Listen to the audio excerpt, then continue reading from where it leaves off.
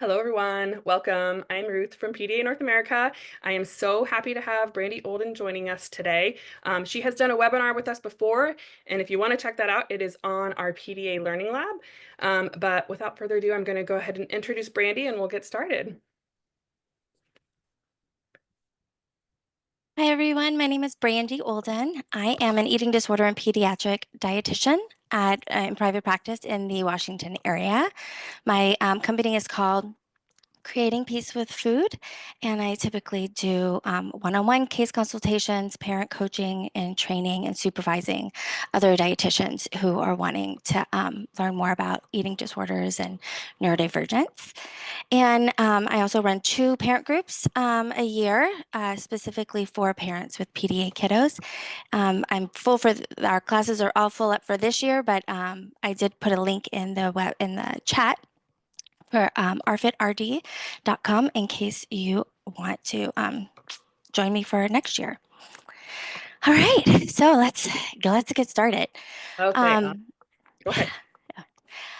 well, I wanted to just say thank y'all for bringing the questions in. We have lots of really good topics to discover today. And something I did notice is that there is a theme through many of the questions that y'all submitted that's pretty common that I get from parents all the time. And that is a worry or a fear about your child's weight, about gaining weight, about gaining too much weight, like some perception around weight and fatness, and that relationship with their eating and their health choices. And so I thought I'd start off by just introducing a couple of phrases today that you're going to probably hear me talk about a lot. The first one is a phrase called fat phobia. Has anybody ever heard that phrase before? Okay, so there is a fat activist named Virgie Tovar, for those who haven't, and I love her definition of, or their definition of fat phobia. So I thought I'd read that today for us just to keep in mind as we go through some of these questions. So they write, fat phobia is a form of bigotry that positions fat people as inferior and as objects of hatred and derision. Fat phobia targets and scapegoats fat people, but it ends up harming all people. Everyone ends up in one of 2 camps. They are either living the pointed reality of fat phobic bigotry, or they are living in fear of becoming subject to it.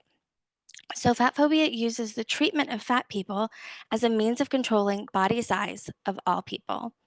Fat phobia creates an environment of hostility towards large-bodied people, promotes a pathological relationship to food and movement, which when dieting transforms into diet and exercise, and places the burden of anti-fat bias on non-compliant individuals, that is fat people. So keep that in mind as we just kind of like go through our time together today. The other concept that I wanted to talk about is the concept of what healthy means. We all want like the best for our kids and we want them to be healthy, however we determine that. However, that's become quite a politicized framework and ends up really falling into very like classist and ableist categories, particularly for our kids and our PDAers in our life, because sometimes those foods are just not like lots of fruits and vegetables, for example, or being able to eat enough protein.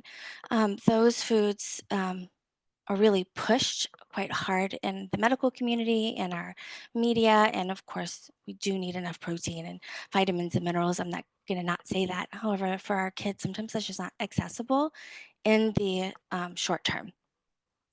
And so I want y'all to just kind of hold that in mind too, that the concepts of health is nuanced and it's personal and it's very politicized. And so whenever thinking about like nutrition for your kiddos, we just can take your kiddos where they're at and move forward. Okay, all right, so let's dive in. Yeah, thank you, Brandi. That was really helpful. A good framework. Okay, so Vanessa asks, how do you recommend helping a teenager with ARFID who routinely skips meals due to not being able to access safe foods, but then is constantly tired and has a hard time going to school and other activities of life due to fatigue? Yeah, great question. So, with regards to safe foods and like access to them, this is a space where their grown-ups need to step in and add in some accommodations, which does mean that there's going to be some shifts to how you meal plan and pack food and all of those things.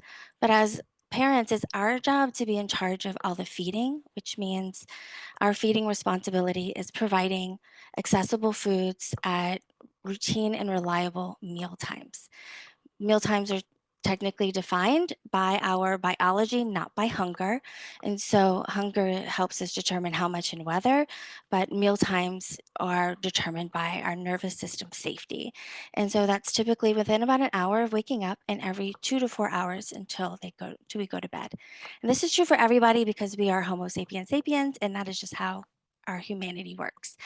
Um, for kids, when they are going through growth spurts, they typically need closer to that 2 to 3 hour range for meals, especially if they're not able to access and consume enough protein and fiber to help sustain them for longer stretches. So they will need more frequent meals. So to answer this question, that is going to be parenting accommodations will be needed, and there's lots of things that go into that depending on what your how your life rolls.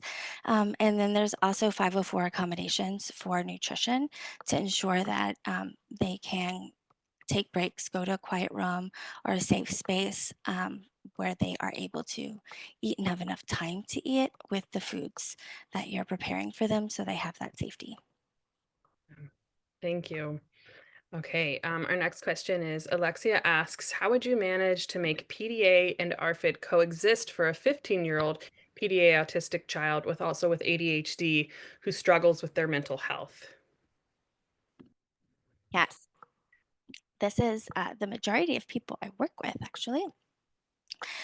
Um, So there's a few paths forward to this one.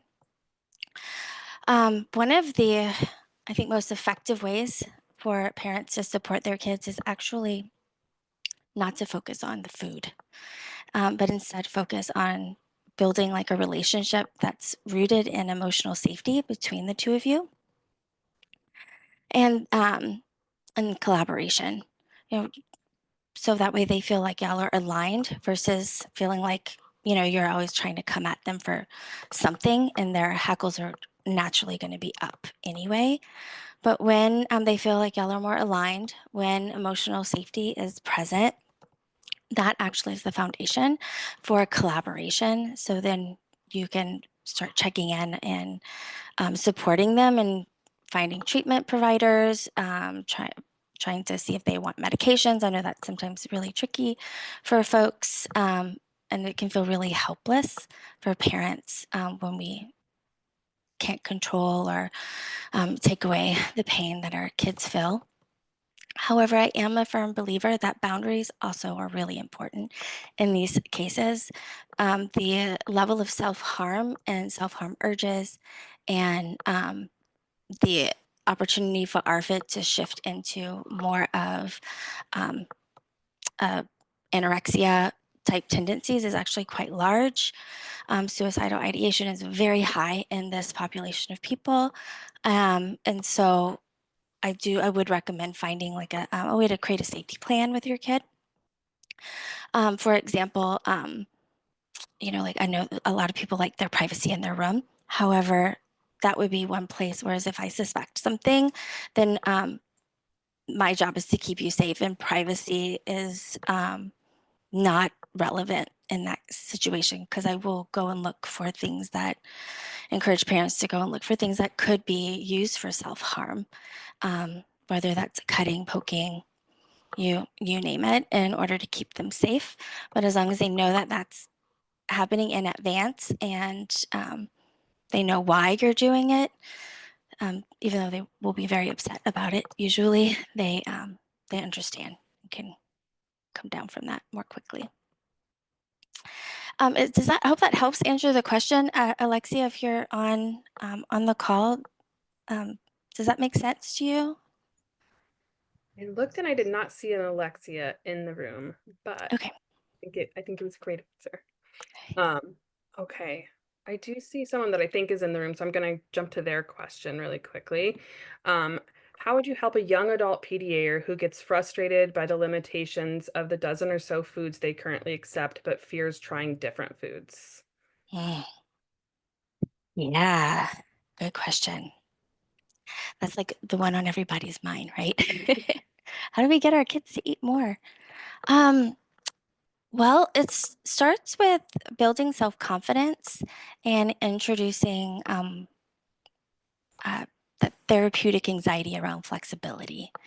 Like with flexibility with different things that they show up to, and it can be all non-food related things that they feel safer around, and then being able to bridge that eventually to food, because it's the felt safety component that we're seeking to achieve first. And we know that our kid is accessing felt safety at meals because they are able to come to the table or show up to a meal. They don't feel pressured to eat anything. There's sensory accommodations for them to eat, whether it's on the floor, in their room, in the living room, or at the table. Um, and they're able to eat and get enough food of their safe foods, like 80% of the time. When we're in that space, then we can start building self-confidence in like other ways of just like, oh, look, you did this hard thing, or, we're motivation-based nervous system. So how do they work through wanting to get through a certain part of like a video game or something that they really enjoy, and linking that that's very similar to the possibility of them being able to learn to like new foods. It's going to be harder because this is more of a triggering topic, but instilling that confidence and hope is going to be really important. There's also some nervous system regulation and coping skills that you can build into meal times. This is kind of like an ideal setting. However, the reality is that very few parents can have the bandwidth and capacity to do this, where you're literally spending 20 to 30 minutes doing sensory processing skills to downregulate the nervous system before every meal and snack, providing accommodations and lots of access to safe foods during the meal, and then calming skills after the meal is done if that's required. Great. Thank you. Okay. Debbie asks, my 18-year-old is currently an inpatient at an eating disorder center. She has symptoms of ARFID, but mostly no motivation to eat. She will lay in bed thinking, I'm really hungry, but do nothing about it. Learning about the benefits of her body have no impact. They suspect deep, complex depression. And I think, yes, but PDA, what approach could potentially figure out the cause and get her on the right path? Good question. So the first step is refeeding. And so even though um, your kiddo may not like it, doesn't have any motivation and drive to eat, this is where being in a higher level of care, like an inpatient or partial hospitalization, um, clinic works, because that's their primary job, is to provide lots of support around meals. Something that I do find in many higher level of care eating disorder treatment centers, if anyone has this experience like Debbie and her kiddo, is that they aren't always great about sensory accommodations. It can feel very forced. And like on one hand, like that is like the opposite of what we want to do, because that can trigger all kinds of a trauma response. And on the other hand, um, it also is very effective. I've seen it on, people on all ends of it, in the sense of, like there's no escaping nourishment, even if they're providing just peanut butter and jelly sandwiches for every meal, and nutritional supplement drinks. They are able to usually help your kiddo become more nourished, which is the intention for inpatient, just trying to get them to out of a malnourished state, which malnourishment can happen at any size. So it doesn't matter if your kid is, or your person is low weight or not, malnutrition can happen. Um, once once they're fed, then we're able to access more interest in things. Our cognitive capacity is way improved, mood's way improved. And so then you can go from there. Outside of that, I would encourage you to advocate for sensory accommodations for the kiddo. Typically, in higher levels of care, they really emphasize you have to sit at a table. It's usually during a meal. You've got multiple people around you and other people who are eating. The energy of the room is kind of intense. And so if they can provide a calmer environment, lights off, or even eating on the floor or on poofs, allowing those types of that fluidity with eating can be really helpful. As far as the therapeutic process for PDA, there's a therapy process called responsive feeding therapy. It was coined like in 2020, but it's really was just kind of like a name was put on the thing that we've been doing for a hot minute for those of us who are in this field. And it's worth checking out and learning more about and seeking providers who have some training in that. That tends to be the most effective for our PDAers and neurodivergent kids in general. And Brandi, is that something that you have training in as well? I do, yes. Yeah, I did put a link to Katya Rawell's book, Feeding Kids When Mealtimes Are Hard. Uh, she's amazing. She and one of her colleagues actually created the training process to teach other people for responsive feeding therapy. And that book is awesome. It answers so many questions that we get all the time. Wonderful. Thank And you. Katya Jet is not just like, she is a pediatrician, but she has extra training in eating disorders specifically, which is very rare for pediatricians in general. That's wonderful. Thank you. Okay. Lori asks, my 19-year-old daughter has a complicated weaving of diagnoses, including autism and depression, and has been struggling through disordered thinking about food and body image and PDA since sixth grade. She restricts and has been restricting on and off since sixth grade. The traditional disordered eating therapies did not help, and now that we're aware of the role that PDA could play, what approach broadly do you recommend to help her and navigate feeling and eating better? We are new to the PDA food world. Yeah, great question. Well, I would say it's threefold. Um, don't underestimate the power of medication. It can actually be really, really supportive. And about 80% of kids who have feeding problems, specific with like food aversions, do benefit from at least about 8 months on an anti-anxiety medication to help them bridge the fear gap to be able to even access trying food. So that is something just to consider.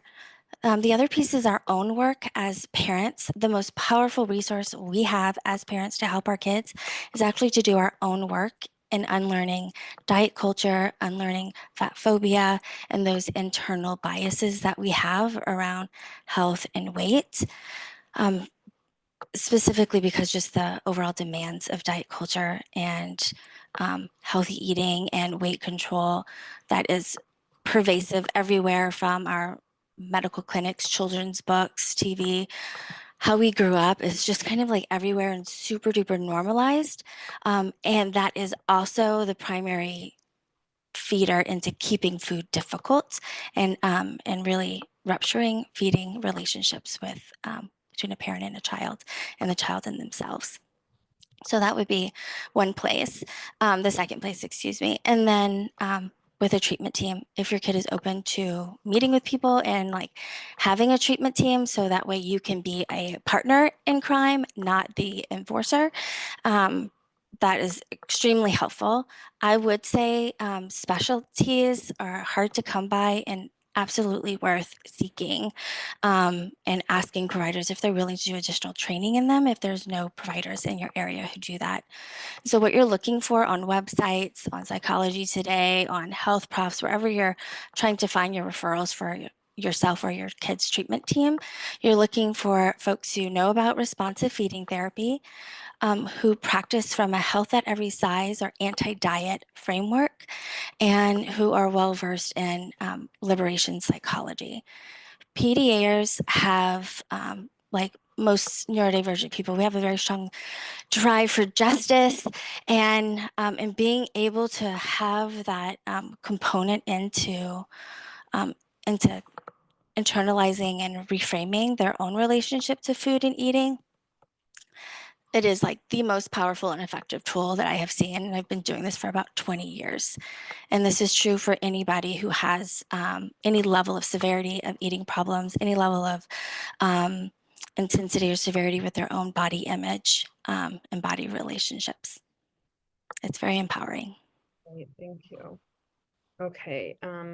Samara says, how can I encourage my 5-year-old to eat her lunch at school when I am not there? When I pick her up from school, she's always hangry and exhausted from masking all day. Yeah. Oh. Um, so here I would suggest if 5 years old, I don't know if your kid is in the public school system or if they're in a preschool. And I know there's the possibility that we might not even have access to 504 IE plans by the end of this year. So just want to put that out there. I know that's a big concern for a lot of people, or even access to school. So right now, while 504s do exist, oh, thank you. Yes, liberation psychology. So in the public, I'm answering a quick thing in the chat, sorry. With schools, I would say while we have 504 plans in place, incorporate that. There are nutrition recommendations and accommodations that absolutely can be put in. This is a medical condition, so it would be covered under a 504, not an IEP. An IEP is a learning plan, an education plan. 504 is for medical conditions. And so things like accommodations to be able to eat at any time, to be able to access a calming space that is quiet and has sensory accessible and friendly resources for your kiddo, that there is a safe adult that they can always go to and is available for them to eat with. This is typically either a school counselor, a school nurse, or like one of the ladies in the front office. Perfectly honest, that's typically what they do, what ends up happening. And someone who can just kind of be present with them in that space. But a 504 plan is probably going to be your best bet to access at least even having food. As far as the school lunch itself, it's really hit or miss. Sometimes kids love like the choice and the agency, and they will like throw away any packed lunches just because they want to go through the line and pick whatever it is that they want to eat, which is my personal experience with my own kiddo. I think they've literally eaten pizza every day since like second grade at school lunch. Yeah. It is what it is. No matter what other things you put in, that's what they're having. Um, so the best bet is to just be prepared, like pack, make sure that their backpack always has food that you know that they'll at least access and tolerate when they're really hungry and preferably enjoy.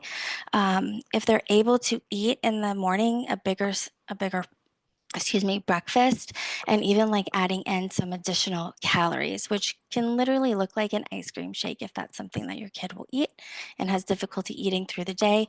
Pack in a more nutritional density in the morning.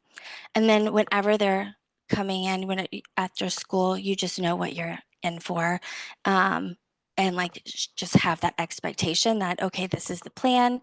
There's like some safe foods available and accessible immediately, especially even if they're coming in to the car. It's just already like in a basket waiting for them. Um, and then providing lots of hugs and whatever other support they want. But just know that you're kind of in it to win it until they can re-regulate. And this is true even for kids who can eat lunch at school. This happens for a lot of our PDA kiddos. Okay. My son is 5 and a very externalized PDAer, lots of physical aggression when needs are not met.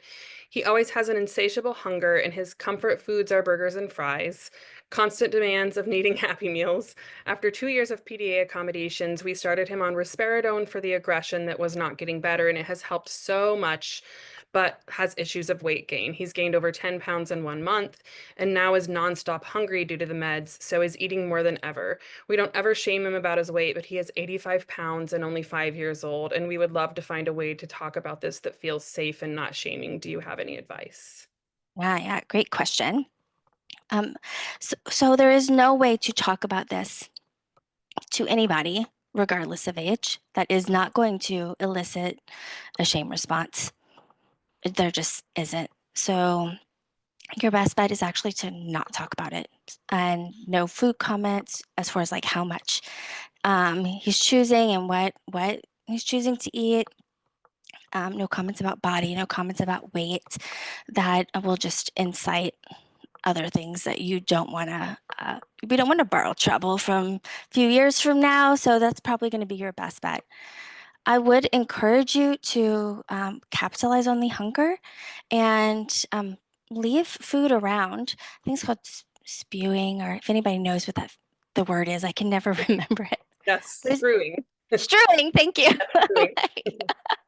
And I was like, that's not the right word. But essentially, this is where leaving you're leaving food around the house in spaces that he's going to frequent. And so it's just available for snacking, essentially. And you're in charge of what goes on that plate. My encouragement is to have at least like one thing that is highly accessible, palatable food like M&Ms or goldfish or whatever, and then also include some other things that like meat sticks or cheese, if it's left out, moon cheese, that like kind of dried cheese, if that's something that your kiddo can have, meat sticks, cut up fruit, cut up berries and veg along with like a dip, and like chips. Like so, like those are just some options that you can just kind of have around the house, so that way you can access those things, um, and see if he's willing. I don't know how much fiber your kids eat, but that would be something to incorporate in along with protein, which when they're really hungry, that's an opportunity to capitalize on that. But ultimately, this is a medication that, and there's a lot of other medications that have weight gain as a side effect. And when the pros outweigh the cons, then it's really important to really address what are we afraid of with the weight. Are we afraid that like, like it's going to get judged or bullied or all the things that we've internalized? But in reality, it's our job to teach our kids to learn how to how to face those things, so that way it can just be really matter of fact if that comes up. Um, and we can do a whole talk just on like how to support kids who are prone to being bullied and things like that. But for right now, your kid's 5. Um, he's doing so much better. It sounds like the relationship between the family dynamics is so much improved, and he's eating and excited about food. And so we can use this as an opportunity to grow his food acceptance skills, um, what he's able and willing to eat, and work on that flexibility around food. Great, thank you. We are right at the 30-minute mark, so we'll Okay. probably need to cut off here unless you want to take one more. We have a few more, but our time is out. So I appreciate everyone so much for being here today. Um, Again, Brandi has dropped her information in the chat. And Brandi, if you want to say what your website is again, since we're going to put this on the YouTube channel as well. Yeah. So my website is www.creatingpeacewithfood.com, and also arfidrd.com, arfidrd.com. Um, and I don't know if the chat is accessible after like for the thing, but once we end the call, I'm happy to go through and answer some of the questions in the chat too. Okay, great. Awesome. Thanks everybody so much. And we hope to see you all at the next one. And thank you, Brandi. We You're appreciate you welcome. so much for doing this for our community. Yeah, thanks everybody. Talk to y'all soon. Bye.